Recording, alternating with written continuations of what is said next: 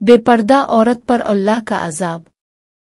जैसा कि हमने अक्सर सुना करते हैं कि फलां जगह पर फलां शख्स जिंदा हो गया, इसने मरने के बाद का हाल सुनाया और फिर मर गया। इसी किस्म का अजाब कब्र से मुताल्लिक एक वाक़या गिलगित में पेश आया, जिसके बारे में बताते हैं कि एक शख्स कब्रिस्तान के पास से गुजर रहा था कि इसने किसी कब्र से ये आवाज़ सुनी कि मुझे निकालो, मैं जिंदा हूँ। जब एक दो मर्तबा इसने आवाज़ सुनी तो इसने ये समझा कि ये मेरा वहम है, लेकिन जब मुसलसल इसने ये आवाज़ सुनी तो इसको यकीन होने लगा। चुनांचे करीब में एक बस्ती थी। वो शख्स इसमें आया और लोगों को इस आवाज़ के बारे में बताकर कहा कि तुम भी चलो और इस आवाज़ को सुनो। चुनांचे कुछ लोग उसके साथ आए। उन्होंने भी यही आवाज़ सुनी और सब ने यकीन कर लिया कि वाकई ये आवाज़ कब्र से आ रही है। अब यकीन होने के बाद उन लोगों को मसला पूछने की फिक्र हुई कि पहले उलमा से ये मसला मालूम करो कि कब्र खोलना जायज़ है या नहीं। चुनांचे वो लोग महल्ले की मस्जिद के इमाम साहिब के पास गए और उनसे कहा कि इस तरह कब्र से आवाज़ आ रही है और मैयत ये कह रही है कि मुझे कब्र से बाहर निकालो, मैं जिंदा हूँ।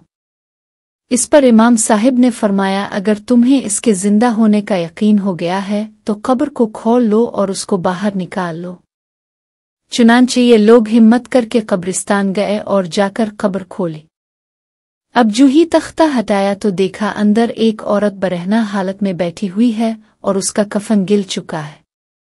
फिर लोगों ने कि वो औरत कह रही है, जल्दी से मेरे घर से मेरे कपड़े लाओ, मैं कपड़े पहनकर बाहर निकलूंगी।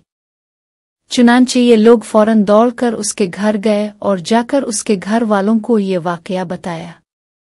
उसके कपड़े चादर वगैरह लेकर आए और लाकर के अंदर फेंक दिए। इस औरत ने उन कपड़ों को पहना और चादर अपने ऊपर डाली। फिर तेजी से बिजली की तरह अपने कब्र से निकली और दौड़ती हुई अपने घर की तरफ भाग गई। घर जाकर इस औरत ने एक कमरे में छपकर अंदर से कुंडी लगा ली। अब जो लोग कब्रिस्तान आए थे दौड़कर उसके घर पहुंचे। उनको वहां जाकर मालूम हुआ कि इसने अपने कमरे के अंदर से कुंडी लगा रखी है। उन लोगों ने दस्तक दी कि कुंडी खोलो। अंदर से इस औरत ने जवाब दिया, मैं कुंडी तो खोल दूंगी लेकिन कमरे के अंदर वो शख्स दाखिल हो जिसके अंदर मुझे देखने की ताब हो, इसलिए कि इस वक्त मेरी हालत ऐसी है कि हर आदमी मुझे देखकर बर्दाश्त नहीं कर सकेगा। लिहाजा कोई दिल गुर्दे वाला शख्स अंदर आए और आकर मेरी हालत देखे। अब सब लोग अंदर जाने से डर रहे थे मगर दो चार आदमी जो मजबूत दिल वाले थे, उन्होंने कहा कि तुम कुंडी खोलो, हम अंदर आएंगे। इसने कुंडी खोल दी और कुछ लोग अंदर चले गए। लोगों ने अंदर जाकर देखा वो औरत अपने आप को चादर में छुपाए बैठी हुई थी। जब ये लोग अंदर पहुंचे तो इस औरत ने सबसे पहले अपना सर खोला। उन लोगों ने देखा कि इसके सर पर एक भी बाल नहीं, वो बिल्कुल खाली खोपड़ी है। ना इस पर बाल है ना खाल है, सिर्फ खाली हड्डी हड्डी है। लोगों ने इससे पूछा, तेरे बाल कहाँ गए? इस औरत ने जवाब दिया कि जब मैं जिंदा थी तो नंगे सर घर से बाहर निकला करती थी। फिर मरने के बाद जब मैं कब्र में लाई गई तो फरिश्तों ने मेरा एक एक बाल नोचा और इस नोचने के नतीजे में बाल के साथ खाल भी निकल गई। अब मेरे सर पर ना बाल है ना खाल है। इसके बाद इस औरत ने अपना मुंह से कपड़ा हटाया।